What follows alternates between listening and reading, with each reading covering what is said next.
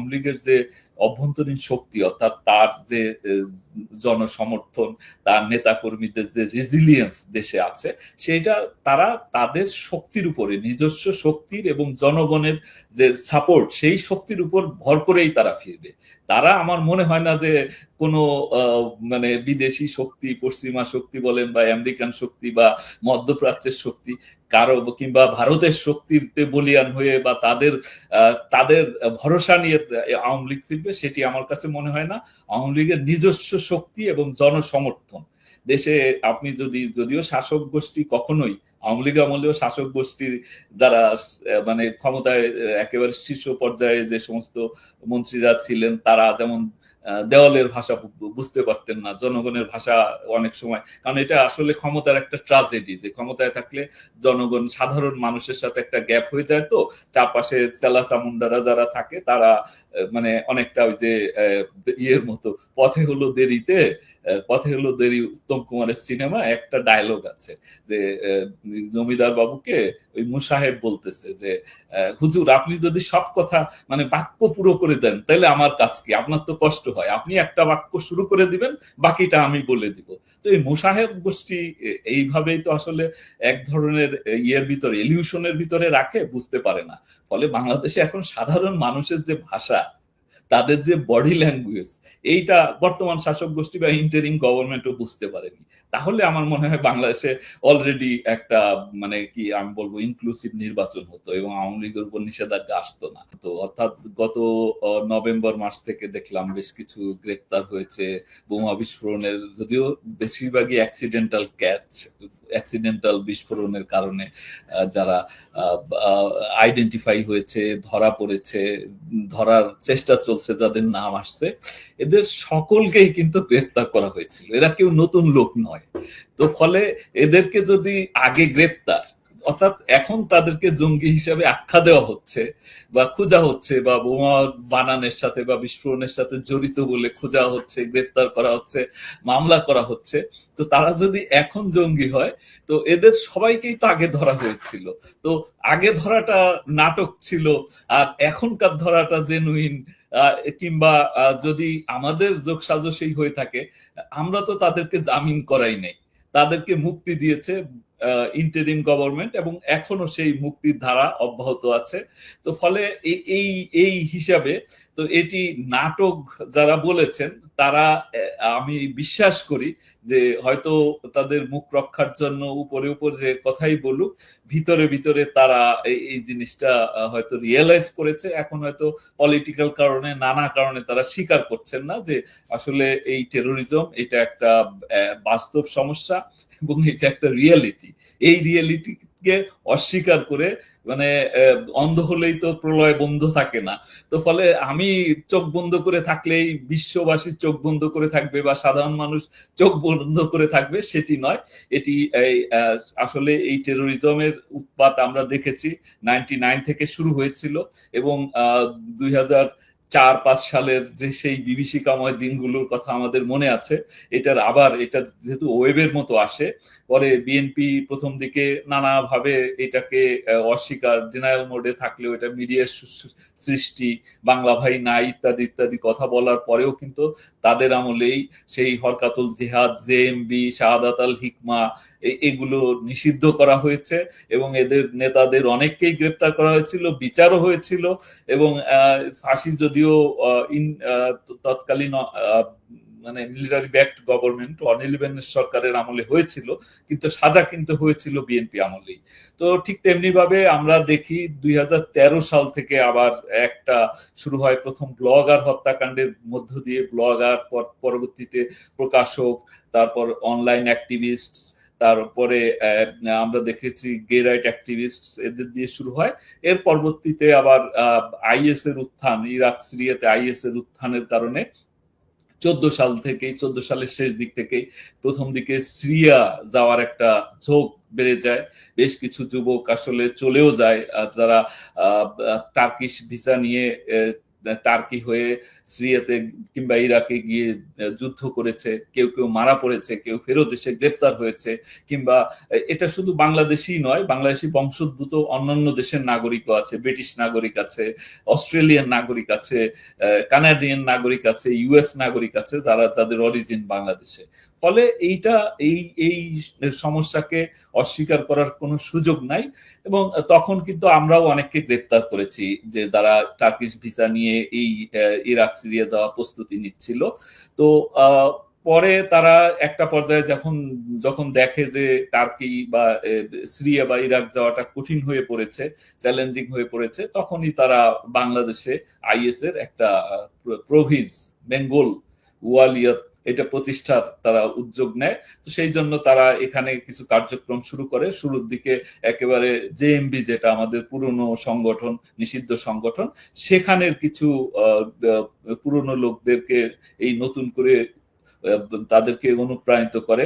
তামিম চৌধুরীর কথা আমাদের মনে আছে, যে বাংলাদেশি বংশোদ্ভূত কানাডিয়ান নাগরিক, সে মূলত এই কাজটি করে। পাশাপাশি পুরনো জেএমবির সারোয়ার জাহান, বেশ কয়েকজন, যাদের কেউ কেউ এখনো জেলে আছে, তারা তারা এই এত ভাগ্যবান নয় যে তারা এখন মুক্তি পেয়েছে, কারণ তাদের অনেকের ফাঁসির দণ্ড হয়েছে হোলি আর্টিজানের ঘটনায়।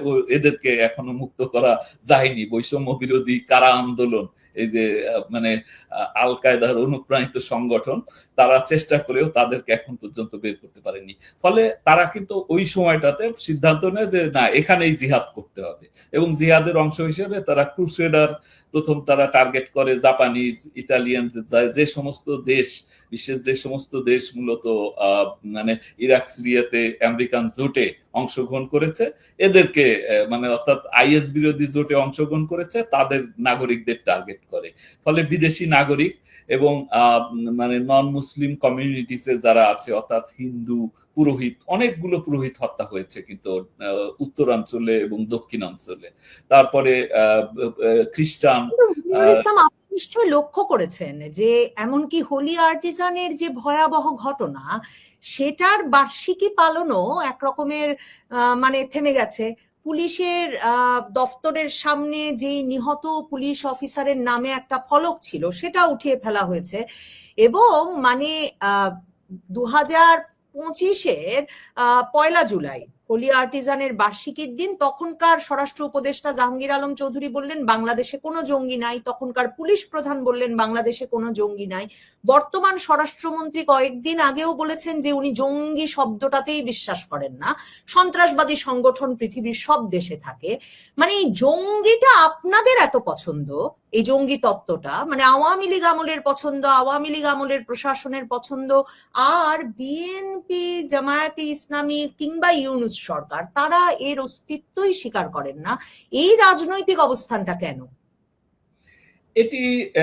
এটা আসলে একটা প্রধান কারণ হলো, আমরা জানি যে যদি আমরা প্রথম জামানার কথা বলি, অর্থাৎ 2001 থেকে 2006, এই সময়ে এদের সাথে সম্পর্ক আছে। অর্থাৎ এই যে জঙ্গি বা টেরোরিস্ট গ্রুপ যারা ছিল, জেএমবির সাথে সম্পর্ক আছে, কিংবা যারা হুজি, হরকাতুল জিহাদ যারা ছিল, তাদের কিছু কার্যক্রম আপনি যদি দেখেন 99, 2000 এবং 2001-এর ইলেকশন পর্যন্ত অনেকগুলো হামলা হয়েছে। এবং এখানে টার্গেট ছিল কিন্তু একেবারে সব আওয়ামী লীগের। প্রথম দিকে টার্গেট ছিল তাদের কিছু আইকনিক টার্গেট, যেমন উদিচি, তারপরে পয়লা বৈশাখের অনুষ্ঠান, কিংবা সিপিবি অনুষ্ঠানে হামলা, গোপালগঞ্জে বানিয়ারচরে চার্চে হামলা। কিন্তু পরবর্তীতে কিন্তু একেবারে আওয়ামী লীগের নেতা নেতৃবৃন্দ এবং তাদের যে জনসভাগুলো, অফিস, এগুলোকে টার্গেট করা হয়। ফলে ওই সময় আমরা একটা, যেটা ওই সময়কার পত্রপত্রিকা, প্রথম আলো বা ডেইলি স্টারকে তো ব্যাশিং করে, তো অন্য পত্রিকাগুলোতেও এবং ইন্টারন্যাশনাল পত্রিকাতেও আসে, এবং বিশ্ববাসী আসলে তখন কিন্তু একটা উদ্বেগ প্রকাশ করে বিভিন্ন দেশ বাংলাদেশের জঙ্গি উত্থানের বিষয়টা নিয়ে। এখন এটাকে জঙ্গি বলা হবে নাকি সন্ত্রাসী গ্রুপ বলা হবে নাকি সহিংস উগ্রবাদী বলা হবে, এটি আসলে একেবারেই এটা একটা ন্যারেটিভের বিষয়। টেরোরিজম শব্দটার অর্থ এখন, জঙ্গি শব্দের অর্থ ঠিক আছে, জঙ্গি মানে যে যিনি জং করেন, অর্থাৎ যুদ্ধ করে যিনি জঙ্গি। জঙ্গি বললে এক ধরনের মানে দেওয়া হয়, কি বলা যায় একটা লিগাল ইয়ে দেওয়া হয় যে যুদ্ধ করছে। তো ফলে যারা টেরোরিস্ট তারা জঙ্গি বললে বরং খুশি হয়। আমি দেখেছি আল কায়দা পন্থীদের এখানকার লিটারেচার যে হ্যাঁ আমরা জঙ্গি, আমরা জং করি। জং করি কার বিরুদ্ধে? জং করি ইয়ার বিরুদ্ধে, মুরতাদদের বিরুদ্ধে, ইহুদি নাসারাদের সমর্থকদের বিরুদ্ধে। তো ওইটা কিন্তু আসলে মানে আমরা টেরোরিজম শব্দের বাংলা বাংলা জঙ্গি হিসেবে বাংলাদেশে পরিচিত। এখন টেরোরিজম আছে, এন্টি টেরোরিজম অ্যাক্ট এখনো বাতিল হয় নাই, এন্টি টেরোরিজম ট্রাইব্যুনাল আছে, কিন্তু আপনি বলবেন যে ইয়ে আছে ভায়োলেন্ট এক্সট্রিমিস্ট, মানে এক্সট্রিমিস্ট বলা হচ্ছে যে উগ্রবাদী। উগ্রবাদী শব্দের অর্থ এক্সট্রিমিস্ট। এক্সট্রিমিস্ট মানে যে অ্যাকশনে যায় নাই, অর্থাৎ কোনো অ্যাকশন করে নাই, বাট তার মতবাদ হিসেবে সে এই তার মতবাদ অন্যদের উপর চাপিয়ে দিতে চায় কোন রকম এটার সাথে, মানে কোনোভাবে সে কোনো যুক্তি তর্ক এটার বিপক্ষে শুনতে চায় না, তাকেই উগ্রবাদী বলে, এক্সট্রিমিস্ট। তো ওখানেও মানে রেডিকালাইজেশন, এক্সট্রিমিজম, ভায়োলেন্ট এক্সট্রিমিজম এবং টেরোরিজম ওই বিষয়টা আছে। তো বাংলাদেশে এইটা নিয়ে বিতর্ক বিভিন্ন সময় হয়েছে, কিন্তু আমরা জানি যে শব্দের যে উৎপত্তি গুলো, তো জঙ্গি বলতে সাধারণভাবে বাংলাদেশে টেরোরিজমকেই বোঝায়। এখন আপনি যদি বলেন যে টেরোরিস্ট আছে, এন্টি টেরোরিজম লয়ে বিচার করছেন, তাহলে আপনি টেরোরিস্ট না বললে তাকে উগ্রবাদী বলবেন। টেরোরিজমের বাংলা উগ্রবাদী করতে হলে আমার মনে হয় নতুন গবেষণা করে এটা বের করতে হবে। তো কাজেই এই শব্দটা আমরা প্রচলন করি নাই। এই যে মানে এন্টি টেরোরিজম ল, এটা অর্ডিন্যান্স আকারে কিন্তু 2008-এ প্রথম এটা অর্ডিন্যান্স আকারে আসে, পরবর্তী সংসদ বসার সাথে সাথে এটাকে আইনে পরিণত করেছে। আর এইটা ছিল ইন্টারন্যাশনাল কমিউনিটির মানে সুপারিশ, বিশেষ করে ইউএন এর সুপারিশ। ইউএস একেবারে সহযোগিতা করে, আর্থিক সহযোগিতা, কারিগরি সহযোগিতা দিয়ে 2005 সালে ডিজিএফআই এর অভ্যন্তরে কাউন্টার টেরোরিজম ইন্টেলিজেন্স ব্যুরো তৈরি করে। এটা তৎকালীন ব্রিগেডিয়ার আমিনের নেতৃত্বে এটি তৈরি হয়। সেটার নামও যদিও সাম্প্রতিককালে আমরা দেখেছি যে সেটা সোশ্যাল স্টেবিলিটি ইন্টেলিজেন্স ইউনিট নামে পরিবর্তন করা হয়েছে।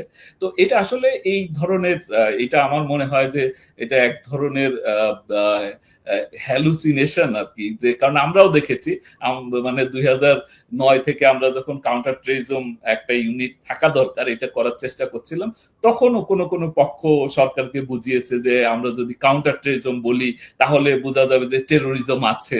তো টেরোরিজম তো আছেই, টেরোরিজম নাই এটা তো অস্বীকার করার কোনো সুযোগ নাই। তো ফলে এটা কিন্তু even CTTC, counter terrorism and transnational crime unit গঠিত হওয়ার 7 দিন পরে আমাকে বলা হলো যে এটার নাম পরিবর্তন করতে হবে।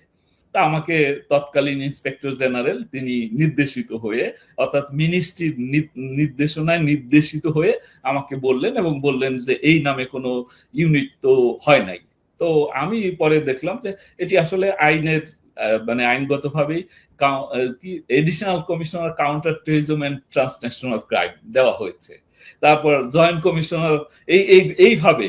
তো পরে আমি বললাম যে না, এটা যেটা হয়েছে এইটা চেঞ্জ করাটা ঠিক হবে না। যাই হোক, শেষ পর্যন্ত মানে আমরা আন্তর্জাতিক এত ইনভলভমেন্ট, মানে counter terrorism and transnational crime, ওই সিটিটিসি ইউনিটটাকে ভীষণভাবে উচ্চ প্রাযুক্তিক করতে, তার দক্ষতা বৃদ্ধিতেও তো নানা রকম আন্তর্জাতিক প্রশিক্ষণ এবং ইনভলভমেন্টও ছিল, এবং একটা রিকোয়ারমেন্টও ছিল, আন্তর্জাতিক চাহিদাও ছিল এর বিষয়ে বাংলাদেশ সরকার একটা গুরুত্বপূর্ণ অবস্থান নিক। কিন্তু মানে সেই আমেরিকা, সেই মার্কিন যুক্তরাষ্ট্র আবার মানে এমন সরকার পতনের আন্দোলনে এমন এক রকমের মানে মদত জোগালো যার ফলে তারা যাদের বিরুদ্ধে অভিযান পরিচালনা করতে বললো বা উৎসাহিত করলো এবং প্রয়োজন মনে করলো আন্তর্জাতিক নিরাপত্তা রক্ষার স্বার্থে, তারাই ক্ষমতার কেন্দ্রে চলে এলো। এই বিষয়টাকে আপনি কিভাবে দেখেন? মানে আপনার তো আন্তর্জাতিক মানে সন্ত্রাসবাদের বিকাশ নিয়েও অনেক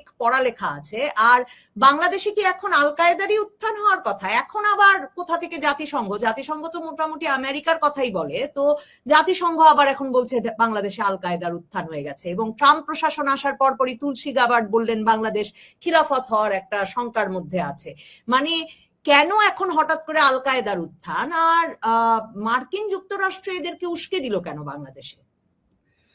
দেখুন, এটার আসলে হঠাৎ করে যে অল অন এ সাডেন জাতিসংঘ বলল যে এখানে আল কায়দার উপস্থিতি আছে, এটি সঠিক নয়। আমার জানা মতে এই 5 তারিখের পর যে জঙ্গিদের যেভাবে মুক্তি দেওয়া হচ্ছিল, নানাভাবে করা হচ্ছিল, এতে আমার আমার কাছে যতটুকু তথ্য আছে, আমি যেহেতু সরকারি চাকরিতে ছিলাম না তখন, বা আমি আমার জীবন রক্ষার্থে আমি আত্মগোপনেই ছিলাম। তো সে আমি তারপরেও আমি যতটুকু জানতে পেরেছি, ইউএস এম্বাসির পক্ষ থেকে সংশ্লিষ্টরা কিন্তু বারবার এটার ব্যাপারে ওয়ার্নিং দিয়েছে, এবং এই যে অ্যাটলিস্ট 5টা মেমো দিয়েছে সুনির্দিষ্ট নাম সহ এবং জঙ্গি গোষ্ঠীর নাম উল্লেখ সহ সরকারকে দিয়েছে। এবং তার ফলেই কিন্তু বিভিন্ন সময় আমরা দেখেছি যে জাফসা যেটাকে আমরা বলি, তারা আমেরিকান এম্বাসিতে, তারা আমেরিকান এম্বাসির স্টাফ কিডন্যাপ করবে বা হামলা করবে, এরকম তথ্য এই সুনির্দিষ্ট নাম উল্লেখ করে ছবি দিয়ে তারা কিন্তু চিঠি দিয়েছে সরকারকে। এবং তৎকালীন যে উপদেষ্টা ছিলেন স্বরাষ্ট্র মন্ত্রণালয়ের লেফটেন্যান্ট জেনারেল জাহাঙ্গীর সাহেব, তার সাথে দেখা করে ইউএস অ্যাম্বাসেডর তৎকালীন বোধহয় চার্জ দ্য অ্যাফেয়ার্স, উনি সরাসরি কিন্তু কথা বলেছেন। এটা আমার কাছে, আমি মোটামুটি আমাকে বিভিন্ন সূত্র থেকে নিশ্চিত করেছে। তো ফলে এরা কমপক্ষে 5টা মেমো দিয়েছে সরাসরি টেরোরিজম নিয়ে। তো কাজেই এটা জাতিসংঘ হঠাৎ করে বলেছে, এইটা ভাবার কোনো কারণ নাই। অন্যান্য দেশও আমি জানি যে ইউকে, অস্ট্রেলিয়া সহ বিভিন্ন দেশ বিভিন্ন সময় কিন্তু তারা ট্রাভেল অ্যালার্টও দিয়েছে। তো এরা তো প্রথম মানে শুরুতেই তো এরা এত ডিপ্লোম্যাটিক ভাষায় খুব সতর্কতার সাথে আসলে কথা বলে, একটা পর্যায়ে গিয়ে হয়তো মানে সরাসরি বলে। আর আল কায়দার তো এখন পর্যন্ত জাতিসংঘ তো বাংলাদেশে আসল চিত্রটা দেখেই নাই, কারণ আল কায়দা পন্থী যারা, অর্থাৎ একিউআইএস এর যারা সমর্থক, বাংলাদেশে আল কায়দা বা একিউআইএস নামে আসলে কেউ নাই। এখানে আছে আনসারুল ইসলাম। মানে 2014 সালে আল কায়দা তাদের যে ফ্রাঞ্চাইজ দেওয়ার ক্ষেত্রে বা ব্রাঞ্চ করার ক্ষেত্রে কিছু সুনির্দিষ্ট স্ট্যান্ডার্ড ছিল। মানে আমরা যেমন কেএফসি বা ম্যাকডোনাল্ডস এর যেমন কতগুলো ক্রাইটেরিয়া ফুলফিল করতে হয়, ঠিক তেমনি ভাবে এটা আল কায়দার ছিল। কিন্তু যখন আইএস এর উত্থান হলো ইরাক সিরিয়াতে, তখন দেখা গেল যে আল কায়দার ব্রাঞ্চ, বিভিন্ন দেশের ব্রাঞ্চ গুলো, তারপর বিভিন্ন সন্ত্রাসী সংগঠন যারা আল কায়দার আমব্রেলার নিচে কাজ করত, তারা আইএস এ যোগদান করা শুরু করেছে। সরাসরি আইএস এর সেই বোগদাদির যে তার বায়াত নেওয়া শুরু করলো। তখন আল কায়দা দেখলো যে তাদের জন্য একটা অস্তিত্ব সংকট, তখন তারা মনে করলো যে ঠিক আছে, স্ট্যান্ডার্ড একটু মানে বেঞ্চমার্কে একটু নামিয়ে হলেও তারা একটা মানে ইন্ডিয়ান সাবকন্টিনেন্টে একটা শাখা ঘোষণা করলো। সেটা হলো সেপ্টেম্বর। আল জাওহিরি তার ভিডিও বার্তার মাধ্যমে আল কায়দা ইন ইন্ডিয়ান সাবকন্টিনেন্ট। তো সেখানে তার সেই বক্তৃতায়, ভিডিও বক্তৃতায়, এটা মনিরুল ইসলামের বানানো জিনিস নয়, নাটক নয়, বা তার লেখা স্ক্রিপ্ট নয়। সেখানে বলেছে যে পাকিস্তান তো আছেই, পাকিস্তানে তাদের সংগঠন আছে, ইন্ডিয়া, বাংলাদেশ এবং মিয়ানমারে তারা এটা ঘোষণা করলো। ঠিক তখনই যারা ব্লগার হত্যার সাথে জড়িত বা এই ধরনের অনলাইন অ্যাক্টিভিস্ট হত্যার সাথে যারা জড়িত ছিল, এরা আগে আসলে কোনো মানে আল কায়দার সমর্থক ছিল, বাট যেহেতু কোনো সাংগঠনিক কাঠামো ছিল না, সেই হিসেবে তারা তো ওদের একটা বাংলা ব্লগ ছিল, আনসারুল্লাহ বাংলা টিম নামে বাংলা একটা ব্লগ ছিল, যেখানে আল কায়দার লিটারেচার তারা প্রকাশ করত। ওইটার আওতায় আসলে এরা কাজ করতো। তো ওইটাকে মিডিয়া নাম দিয়ে দেয় আনসারুল্লাহ বাংলা টিম। আসলে ওরা এটা ব্লগের। তো যখন এই যে জাহিরির এই ভাষণের পরে, অর্থাৎ একিউআইএস ঘোষণার পরে, তখন বাংলাদেশে এই পন্থীরা, তখন তারা আনসার আল ইসলাম, যেটা আল কায়দার এরকম সারা বিশ্বে বিভিন্ন জায়গায় বিভিন্ন নামে সংগঠন আছে, কিন্তু ওইটা স্থানীয় নেই, কিন্তু মানে মূল সংগঠন হলো আল কায়দা বা এই যে একিউআইএস। যেমন আকাব ছিল, আল কায়দা ইন আরাবিয়ান পেনিনসুলা ছিল, তারপর আল কায়দা ইন এই মাগরিব ছিল। তো এইরকম বিভিন্ন জায়গায়। তো এটা একিউআইএস এই অঞ্চলের। তো তখন তারা এটা একেবারে সাংগঠনিক কাঠামো দিয়ে, আনসারুল ইসলাম সাংগঠনিক কাঠামো দিয়ে তারা কার্যক্রম শুরু করে 14 সালে।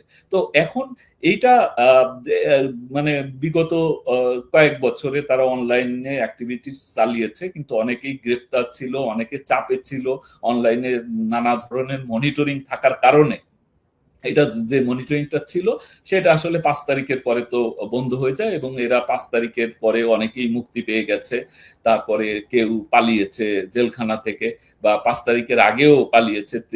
22 বা 23 সালে আদালত প্রাঙ্গণ থেকে সাজাপ্রাপ্ত আসামি পালিয়ে যায় 2 জন, যেটার কথা আমরা জানি, ঢাকার আদালত থেকে, মানে আমাদের সময়ই তো এইগুলো হয়েছে। তো এরা 5 তারিখের পরে জসিমউদ্দিন রহমানীর মুক্তির মাধ্যমে তাকে যেভাবে হিরো হিসাবে আর কি একেবারে খোলা জিপে করে স্যালুট করে তাকে মুক্ত করা হয়েছে, হেলিকপ্টারে উড়িয়ে নিয়ে যাওয়া হয়েছে তার সেই ইয়েতে, বরগুনা। তো এই সবকিছু তো একেবারে এটা যে নর্মালাইজেশন প্রসেস, টেরোরিজম বা এই যে এক্সট্রিমিজমকে নর্মালাইজ করে ফেলেছে।